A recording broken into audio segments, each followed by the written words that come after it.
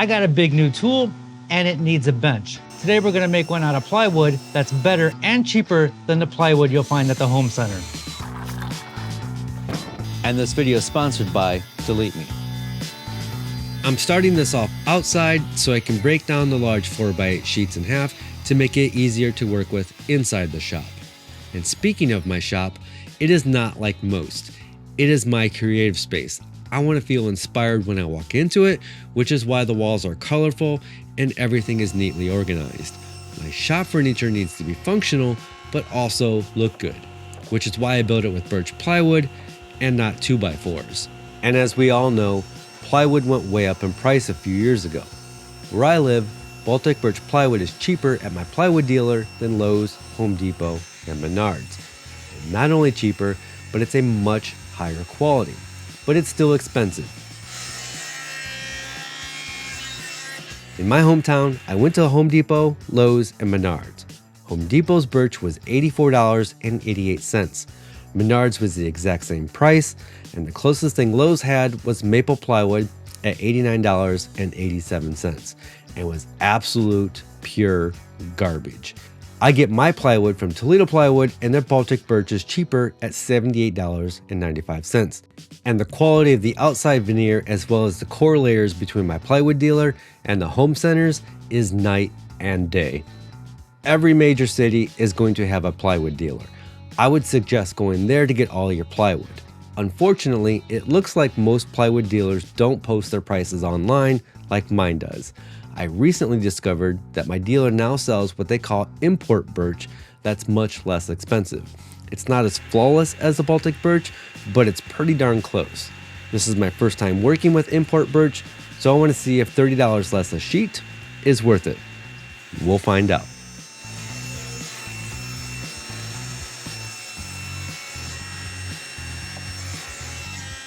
We're going to go into the details of this bench here in a little bit, but getting back to the shop. Everybody is different. Some people like to work in complete chaos with tools and dust everywhere.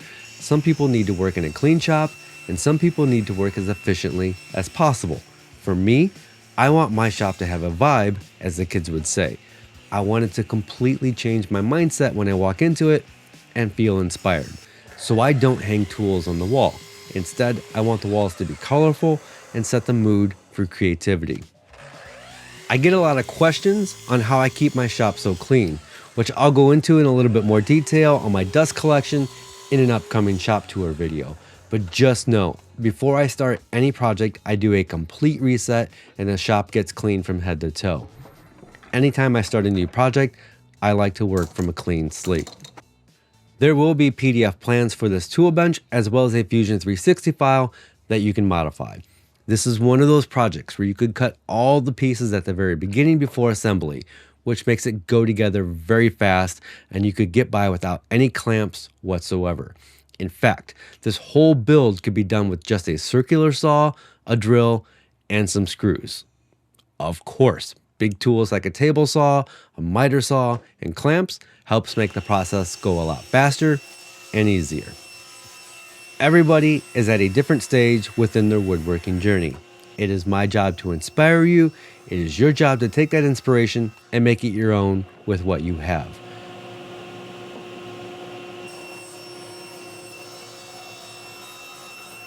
To make all the shop cabinets go together quicker, I make all my leg pieces and rails the same width. I can cut them all out at the same time. The cabinet sides are made up of legs in an L shape, with a piece of plywood between them. You could choose to assemble them with only screws or only glue, or both. I like using both because woodworkers love overkill.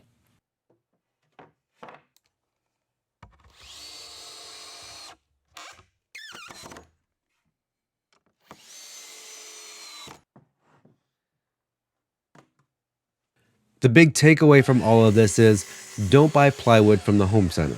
Get it from a plywood dealer. Don't buy hardwood from the home center. Get it from a hardwood dealer. And don't buy sheet metal and tubing from the home center. Get it from a local metal supply.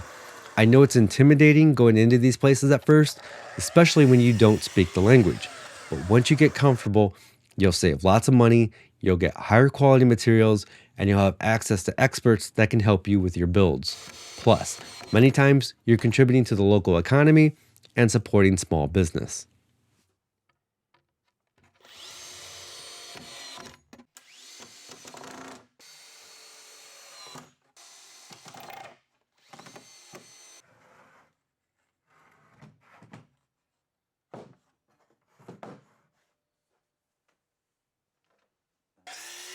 With the rails installed, you can see how quickly this all goes together.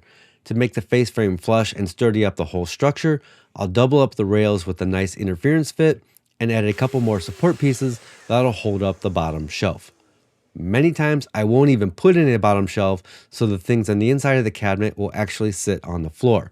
This will save you some wood, but the problem is if you need to pull the cabinet out from the wall, you would have to remove all the stuff from the inside of the cabinet. Dealer's choice. This is my sliding crosscut table, and this might be my favorite thing I've ever built for the shop.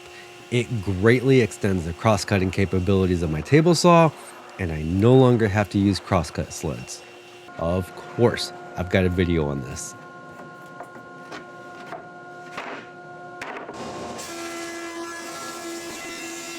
Next, I'm planing down some 2x4s to build out the inside to make them flush with the face frame for a drawer.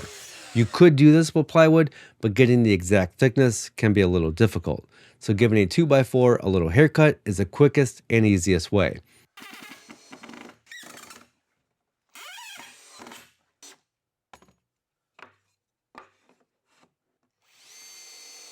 And I love using these casters for my shop furniture because they only add a 1/2 inch of height and they only roll forward and backwards, which is perfect because all I ever really need to do is move my cabinets out and back to access the behind.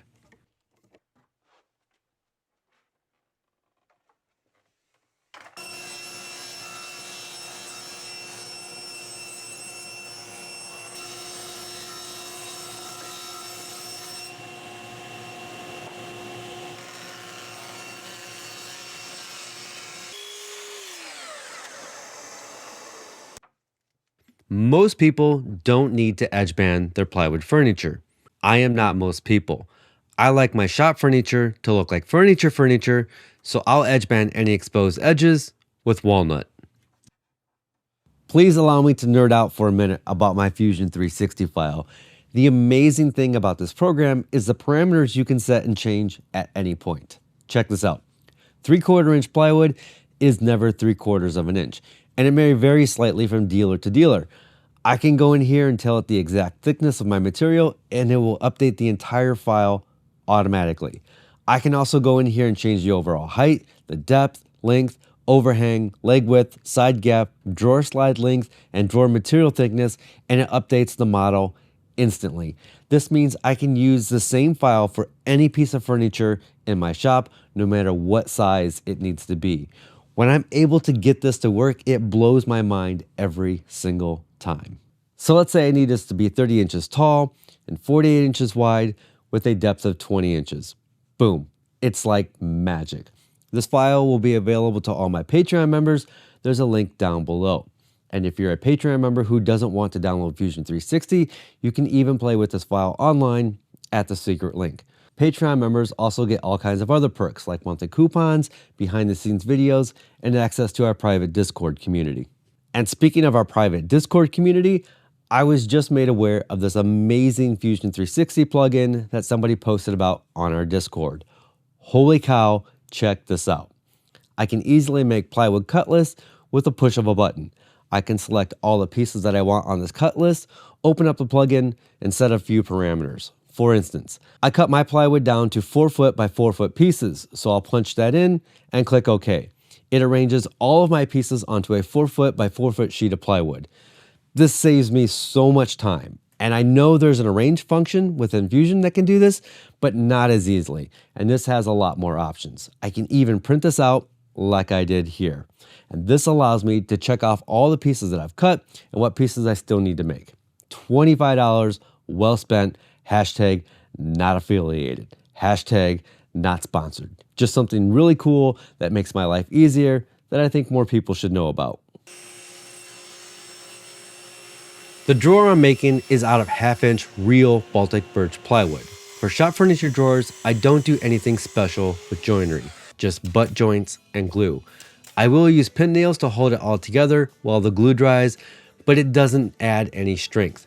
If you're worried about the bottom of the drawer only being held on with glue, there's nothing to worry about. This drawer right here has lasted 5 years with all these heavy tools and is still going strong. Wood glue these days is incredible.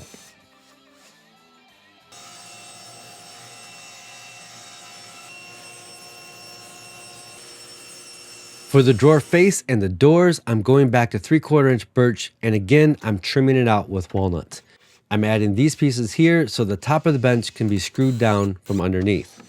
For my doors, I'm just adding some standard hinges, which I don't suggest because there's no adjustability with them. But I want my door edges to go all the way to the edge of the cabinet, and they don't make European hinges for 2.5 inch face frames.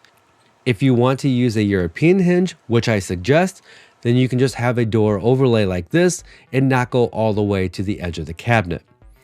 I am open to other solutions if you have any, but I think most people won't want to deal with the complications of a full overlay for shop furniture. I am not most people, and I don't want to modify the original design because the way it is now, everything cuts and goes together so fast. The design solution to this would be to have the front legs here only 1.5 inches wide, and then you could use an 1.5 inch overlay European hinge. Or I could have an inset door and inset drawer and have everything flush that way. Changing that in the design would actually mean cutting different size pieces and adding a little bit more time to the overall build, which takes away from the simplicity and quickness of this design. Like I said earlier, nobody's gonna wanna have full overlay flush faces for their shop furniture. If anything, this shows the flaws within me and not within the design. This video is sponsored by Delete Me, and before we finish up this tool bench, I'd like to share a story that really drives home why privacy matters. A few years ago, Grandpa Pachuto got a call from someone impersonating me. The scammer knew enough details to almost convince him that I was in trouble, arrested, and needing bail money. This is a pretty common scam. Luckily, Grandpa Pachuto was sharp enough to call me first to confirm, but it was a close call. 100% true story. So how did someone get these personal details about me and my family? Unfortunately, data brokers comb through public records and online information, packaging it up and selling it to anybody who will pay. And that's where Delete Me comes in. I've been using Delete Me for about 1.5 years, and seeing my personal information removed has been a huge relief. Take a look at my online dashboard here over the last 18 months. Since signing up, Delete Me has removed my data from hundreds of different listings, scrubbing pieces of information tied to me. This is personal information I never wanted out there for scammers to exploit. Here's my most recent privacy report. It's very easy to understand and even shows how much time it would have taken to do this on my own. Delete Me's team of privacy experts monitors hundreds of sites working to keep your information off the web. And they're quick, within days. I had a full report of where my data was removed, plus Delete Me keeps going after those listings, which pop back up over time, saving hours of effort I'd have to put in myself. Delete Me is offering 20% off their privacy plans for my viewers. Just scan the QR code here on screen or head to joindeleteme.com/makesomething and use my code David at checkout. That's DAVID. If you're looking to protect your family's privacy too, they even have family plans. Take control of your online privacy with Delete Me. Trust me, it's worth it. We've got two things to talk about. One, would I use this cheap plywood again? And what the heck is this new tool sitting on top of the tool bench that we just made? This is a brand new American company called One Laser, and this is a pre-production model. This is basically a pro unit in a desktop format at much cheaper prices than some of the pro units. Wally's in the shop with me and he wants to be on camera. Hi, buds. All right, Wally, say hello and then say goodbye. I haven't had a chance to use it much yet, so I haven't formed an opinion, but you better believe that I will here soon. My buddy Brandon has a video on this. You can go check him out. I trust everything that he says. So enough about the laser. That's not what this video is about. Let's talk about this tool bench and the plywood. Would I use this again? Right off the bat, the consistency of color between the pieces is off. I don't know if it shows up on camera here, but the drawer is a different color than the doors. And I tried to match it. I flipped the door to the other side. I flipped the doors to the other side. They're just different colors. Not something you typically get with Baltic birch plywood. For most people, that's not gonna matter. But if you're actually making furniture out of this, that's something that does matter. It did have a few flaws that was filled in with like a putty of some sort. Not a lot, but there were a few. And that's what you would expect from a cheaper plywood. Baltic birch, the good stuff, the stuff that you get from plywood dealers, is not gonna have any of that. For whatever reason, very splintery. I still have splinters in my fingers from working with this. Not something I get with the good stuff. So there's something that's a little bit more fragile from where it comes and splinters off a little bit more. The big difference is in the cores. Let's talk about the cores here. You can tell that the cores on the cheap stuff is just not the same as the cores on Baltic birch. The Baltic birch, the expensive stuff, extremely dense. I would have no problem like pre-drilling and screwing into the edge here. I did have problems pre-drilling and screwing into the end grain of this for the feet, and it did split. At first I thought it was me, and then it did it again, and then it's the wood. You can just tell by running your fingers on there that it is not nearly as dense. The good stuff, and then the cheap stuff. It's a night and day difference. There's also, you'll find voids every once. Does this piece? Yes, right here. This piece has some voids right there. You're just not going to get that with Baltic birch plywood. And also I just noticed here on this piece, you can see right here where they had to fill in with a putty on there. That is something that you don't get on Baltic birch. You do get the footballs on the Baltic birch, depending on where you get it. Sometimes you can get one side that's completely clean. I didn't see any of the footballs on the cheap stuff, but I did see a lot of this putty, whatever they're using in there. The question is, would I use this cheap stuff again? And of course, that's going to depend.